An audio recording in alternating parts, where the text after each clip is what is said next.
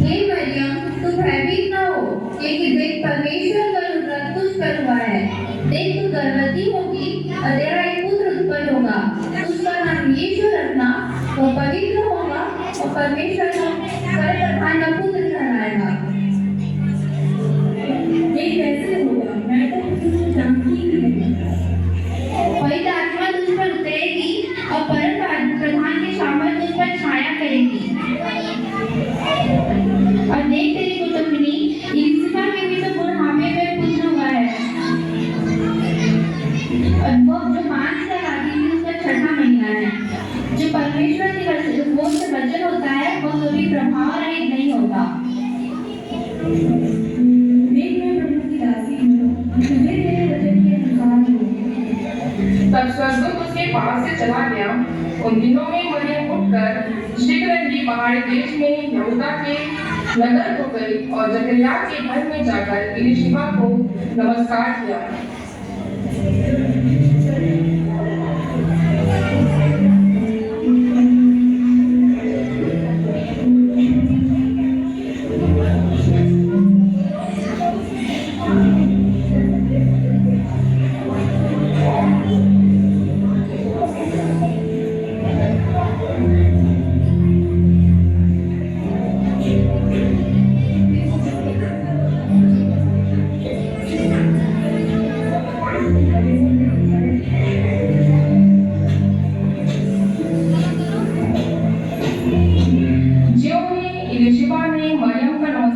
सुना, त्यों ही बच्चा उसके पेट में उछला और इलिशिबा पवित्र आत्मा से परिपूर्ण हो गई।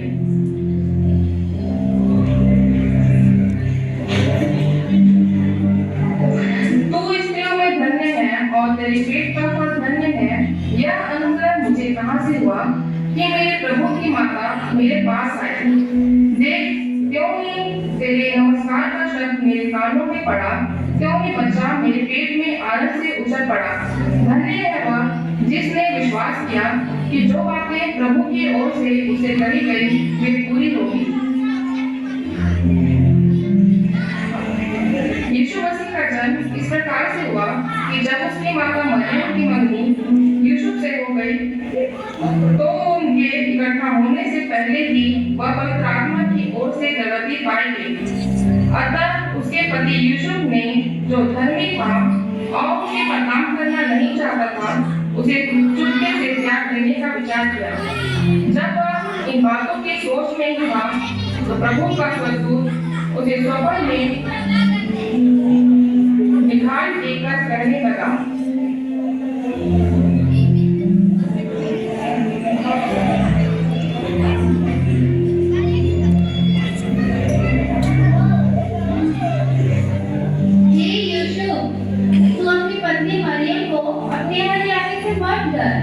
क्योंकि जो उसके गर्भ में है वो पवित्र आत्मा की ओर से है। वह एक पुत्र जनेगी, तो उसका नाम यीशु रखना, क्योंकि वह अपने लोगों का उनके पापों से उद्धार करेगा। यह सब इसलिए हुआ कि जो वचन प्रभु ने भविष्यवक्ता के द्वारा कहा था वह पूरा हो। देखो, एक कुंवारी गर्भवती होगी और एक पुत्र जनेगी और उसका नाम इम्मानुएल रखा जाएगा, जिसका अर्थ है परमेश्वर हमारे साथ है।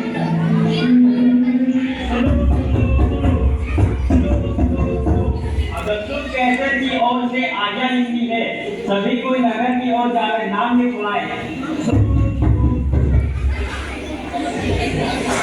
उन दिनों में अगर कुछ कैसर की ओर से आज्ञा निकली कि सारे जगत के लोगों के नाम लिखे जाए।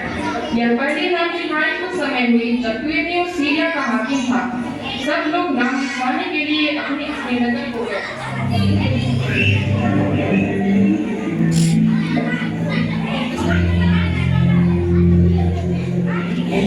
आपका नाम? मैं यूसुफ और ये मेरी पत्नी मरियम।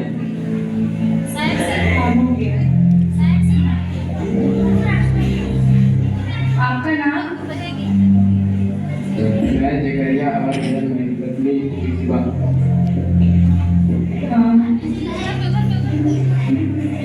अतः यूसुफ भी इसलिए कि वह दाऊद के घर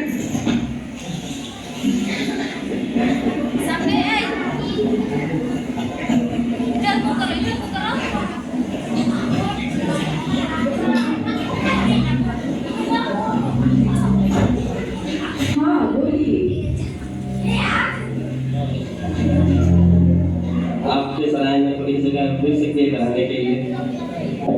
नहीं, हमारे यहाँ सराय में तो कोई जगह नहीं है, आगे देख लीजिए।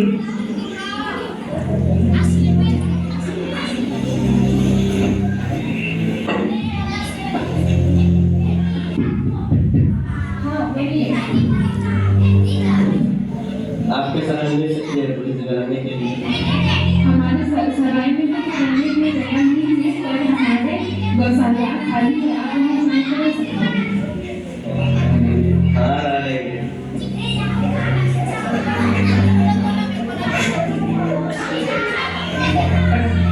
एक तो उनके पास आ खड़ा हुआ और प्रभु का तेज उनके चारों ओर चमका और वे बहुत डर गए।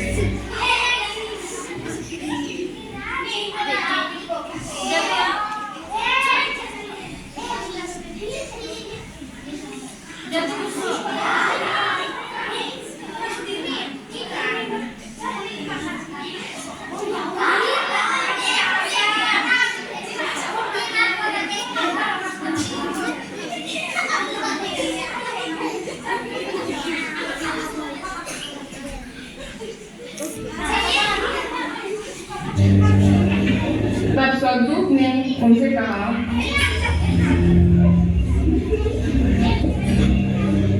मत डरो, क्योंकि देखो मैं तुम्हें बड़े आनंद का सुसमाचार सुनाता हूँ जो सब लोगों के लिए होगा कि आज दाऊद के नगर में तुम्हारे लिए उद्धारकर्ता जन्मा है और यही मसीह प्रभु है। इसका तुम्हारे लिए यह पता होगा कि तुम एक बालक को कपड़े में लिपटा और चलनी में बढ़ा पाओगे। आओ हम बेतलेहम जाकर यह बात जो हुई है और जिसे प्रभु ने हमें बताया है देखें।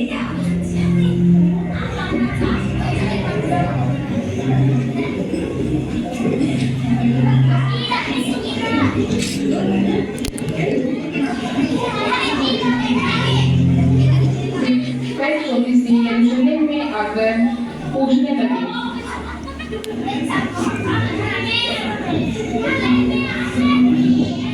हमें राजा से मिलना है।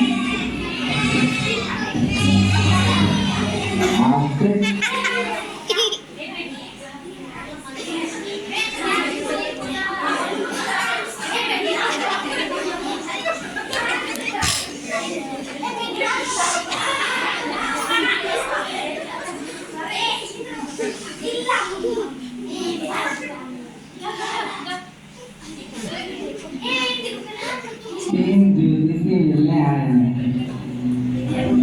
आ जाइए।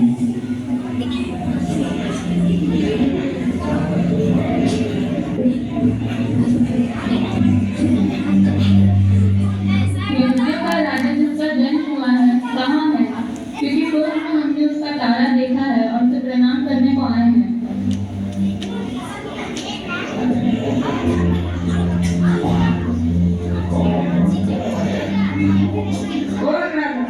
कैसा राजा?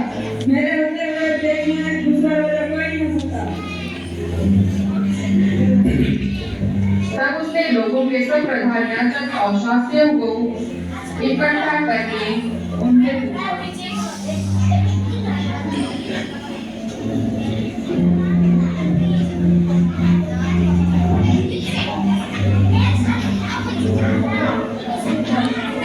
यहूदिया के बेतलेहम में क्योंकि भविष्यवक्ता के द्वारा यूं लिखा गया है, हे बेतलेहम तू जो यहूदा के प्रदेश में है, तू किसी भी रीति से यहूदा के अधिकारियों में सबसे छोटा नहीं, क्योंकि तुझ में से एक अधिपति निकलेगा जो मेरी प्रजा इस्राएल की रखवाली करेगा।